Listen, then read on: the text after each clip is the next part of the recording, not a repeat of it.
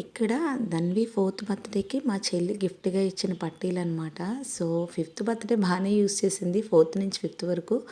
5th నుంచి 6th enter అయ్యేసరికి ఆ పట్టీలు ఏంటో తెగిపోయాయి. కరెక్ట్గా బర్త్డే 2 డేస్ ముందే పట్టీలు అయితే తెగిపోయాయి అనమాట. సో ఇక్కడ మేమైతే ఎక్స్చేంజ్ చేద్దామని చెప్పి వచ్చాము.